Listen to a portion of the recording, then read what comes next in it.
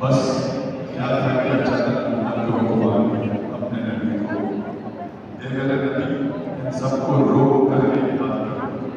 ایک اہم بات، آگے جانے والوں کو واپس بلوا دو، آنے والوں کا تھوڑا انتظار کرو۔ اس مقام پہ گرمی بھی تھی، جیل بھی خالی ہے، اس لیے کا سزا ہو رہا تھا اور 1,20,000 حاجی وہاں آتے ہوئے۔ کتنے حاجی؟ 1,20,000۔ ابھی آپ لوگ یہاں پر 100، 150، 200 جوان تشریف فرما، یہ ایک بڑا بڑا شمار ہوتا ہے۔ تو پھر 1,20,000 کتنا بڑا مجموعہ ہوگا؟ 1,20,000 حاجی جمع تھے اور ان سب حاجیوں کو تقریر کرنے کے لیے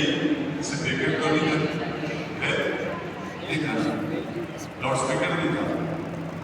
تو آواز پہنچانے کے لیے کیا کیا ہوگا؟ سرکار دو عالم جو بولتے ہوں گے نبی مکرم،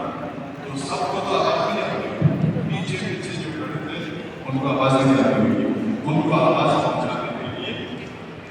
انتظام کیا ہوگا، بندوبست کیا ہوگا۔ بندوبست اس طرح کیا جاتا تھا اس دور میں، پہلی 5-10 صفوں کو آواز جاتی تھی، خطیب خاموش ہوتے تھے، وہ بولتے تھے وہی جو خطیب نے بولا ہے، پچھلوں کو وہ آواز جاتی تھی، پھر پچھلی 2، 3، 4، 5 صفوں کو آواز جاتی تھی تو وہ بولتے تھے اس سے پچھلی صفوں کو، وہ بولتے تھے اس سے پچھلی صفوں کو، اس طرح سے ایک گفتگو چلتے چلتے چلتے آخری آدمی تک پہنچ جاتی تھی۔ تو 1 گھنٹے کی تقریر ہو جاتی تھی عزیزان من 5 گھنٹے کی تقریر، کبھی 6 گھنٹے کی تقریر۔ غدیر میں بھی ایسا ہو رہا تھا، سرکار کی تقریر 1 گھنٹے کی تھی مگر وہ ہوئی تھی 5 گھنٹے کی، اس طرح کے سب کو پہنچائی جاتی۔ اور پھر سرکار دو عالم نے اللہ نے یادگار بنانے کے لیے اس غدیر کو حکم فرمایا کہ یہاں پر سب کو 3 دن اکٹھا رکھو۔ کئی کی بھوک بھی تھی، پیاس بھی تھی، مسائل بھی تھے، اسی لیے یادگار بنتا ہے نا۔ ہم یہاں پر ابھی نارمل بیٹھے ہیں تو یادگار نہیں بن رہا، لیکن اگر یہاں کوئی واقعہ پیش آ جائے، اچانک کوئی بدل گر جائے تو وہ یاد رہے گا، کیونکہ وہ یادگار ہو جاتا ہے، ایک معمولی چیز ہو جاتی ہے۔ وہاں ایک معمولی کام ہو میرے بہت سارا، ایک تو یہ تھا کہ سارے حاجی اپنے گھروں کو جانے کی جلدی میں تھے، وہاں روک کے رکھا تھا ان کو۔ دوسری بات یہ تھی کہ ان کو دکھانے کے لیے ایک بہت اونچا ممبر بنایا تھا، لکڑی کا بھی نہیں، لکڑی وہاں تھی، پتھر کا بھی نہیں، پتھر کا بنانا ابھی اتنا آسان نہیں تھا۔ تو کیا کیا جی، اونٹوں کے اوپر جو پالان تھے، اونٹوں کے اوپر کیا تھے؟ پالان، وہ جو سواری کے لیے بناتے ہیں، ان سب کو اکٹھا کیا، ان کو ایک دوسرے پر رکھا، اتنا بڑا سٹیج بن گیا، اونچا سٹیج جو 1,20,000 کو نظر آ سکے، اتنا اونچا سٹیج بنا دیا۔ اس میں 2 راز تھے، ایک تو یہ کہ سب کو پیغمبر اور علی نظر آ جائے، دوسرا راز یہ تھا کہ کوئی بات نہ پائے، جب ان کو پالان ادھر ہوگا تو وہ اونٹ پہ کیسے سوار ہو جائے گا، اس لیے لوگوں کے اونٹوں کے پالان بھی اکٹھے کر دیے تھے کہ کوئی بات نہ جائے۔ بات میں یہ ہے کہ میں نے تو سنا کہ علی کو ولی بنا دیا، وہاں پر بیٹھا رہے اور اپنے پالان کی خاطر ہی بیٹھا رہے تاکہ پیغام سننے جائے۔ جب یہ سارا اہتمام کر دیا تو بس پیغام رسانی ہو گئی۔ علی کو لے کر گئے اس اونچے سٹیج پہ، پیغمبر خدا نے علی کا ہاتھ اونچا کیا، چاروں طرف دائرہ تھا، حلقہ تھا، چاروں طرف گھمایا پھرایا، علی کا چہرہ دکھایا، کہا یہ کون ہے؟ کہا علی، میں آپ کے اوپر حکومت رکھ سکتا ہوں، اختیار رکھتا ہوں۔ سب نے کہا جی اختیار رکھتے ہیں آپ، بس یہی اختیار جو مجھے حاصل ہے تو پھر وہی میں آج علی کو دینا چاہتا ہوں۔ اللہ نے یہی کہا کہ جو اختیار رسول کو حاصل ہے، جس کو ولایت کہتے ہیں، اختیار کو کیا کہتے ہیں؟ ولایت، ولایت اختیار کو کہتے ہیں۔ جو ولایت مجھے حاصل ہے، جو ولایت اللہ نے مجھے دی ہے، وہ ولایت آج میں علی کو دیتا ہوں۔ اس لیے کائنات میں 3 ولی ہیں، ایک اللہ ولی ہے، ایک رسول ولی ہے، ایک علی ولی ہے۔ بس جو اللہ نے اپنی ولایت پہلے رسول کو دی، پھر علی کو دی، اور علی ولی اللہ ہو گئے، وہی بس پیغام ہو گیا، سب کو من کنت مولا ہو فہذا علی، ادھر غلط لکھا ہے، آخری اے نہیں لکھی ہے منتظمین نے جی، من کنت مولا ہو وہ ٹھیک ہے، فہذا علی مولا ہو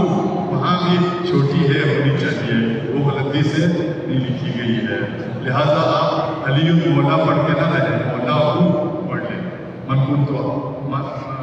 کیا ہے، من کنت مولا ہو فہذا علی مولا ہو، بس یہی پیغام تھا۔ اس کے بعد اللہ کی طرف سے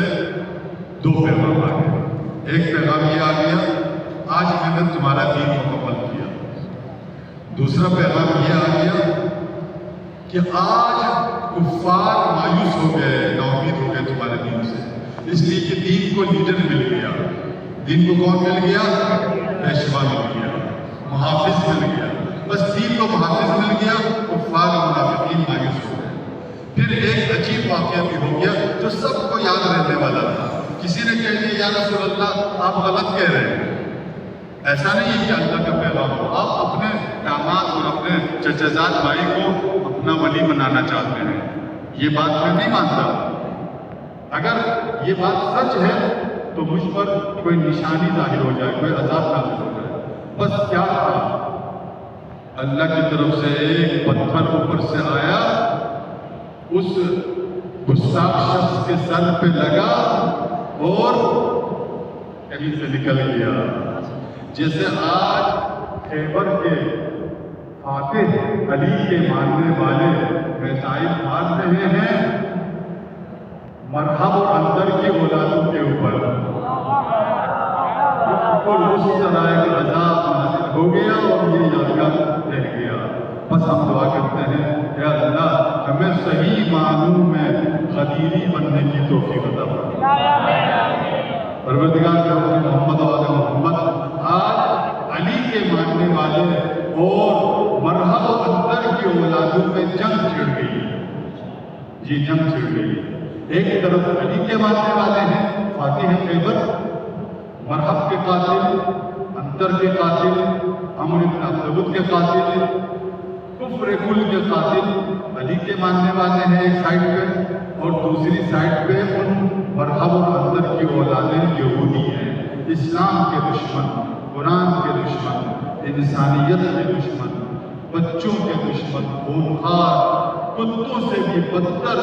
طبیعت رکھنے والے یہودی ایک طرف ہیں، ظالم ساری دنیا کی سائڈ پہ ہے امریکہ اور دیگر جو ظالم ہیں، اور ایک سائڈ پہ علی کے ماننے والے فرزندان ہیں،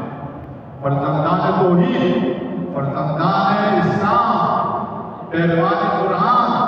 پیروان علی، پیروان حسین اور منتظرین امام زمانہ ایک طرف لڑ رہے ہیں، شہادتیں پیش کر رہے ہیں، شجاعت دکھا رہے ہیں، جس طرح ہمارے مولا نے شجاعت دکھائی ویسے آج علی کے ماننے والے شجاعت کا مظاہرہ کر رہے ہیں، شہادتیں پیش کر رہے ہیں۔ ہماری دعا ہے کہ اللہ علی والوں کو مرحب و اندر کی اولادوں پر فتح و نصرت عطا فرمائے، یہودیوں کو، اسرائیل کو، امریکہ کو اور ان کے سارے حامیوں کو نیست و نابود فرمائے۔ پروردگار اسرائیل کو آگ میں جلسا کر ذلیل و رسوا فرما۔ پروردگار محمد و آل محمد تمام مسلمانوں اور تمام کلمتوں کو آج متحد ہو کر اسلام کے دشمنوں کے خلاف ایران کی حمایت کرنے کی توفیق عطا فرما۔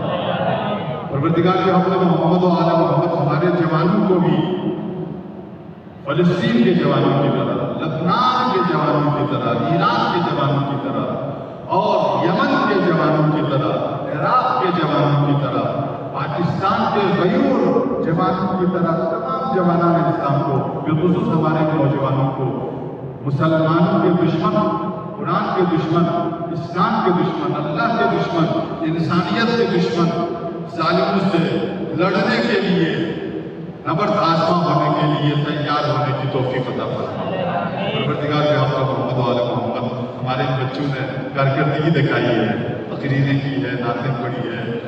کوئز میں مقابلے میں شرکت کی ہے، یہاں شارٹ کورس میں شرکت کر رہے ہیں، سندھ سے تشریف لائے ہوئے ہمارے نونہال عزیز مدرسے کے طلباء اور اساتذہ سفر میں ہیں اور وہ اس جشن کے لیے ہونے کا سبب ہے، اور دیگر جو محتمین نے جو اہتمام کیا ہے، مقررین نے جو تقریریں کی ہیں اور جو کچھ خدمات جس طریقے سے انجام دی ہے، ان سب کو اپنی بارگاہ میں قبول و منظور فرمائے۔ رب کریم ہمارے آقا و مولا امام زمانہ کے ظہور میں تاجیل فرمائے، آپ کے آباد و انصار میں ہمارا شمار فرمائے۔ رب کریم مجھے صدقہ محمد و آل محمد کا تمام مرحومین کو بالخصوص شیخ صاحب قبلہ کے روح کو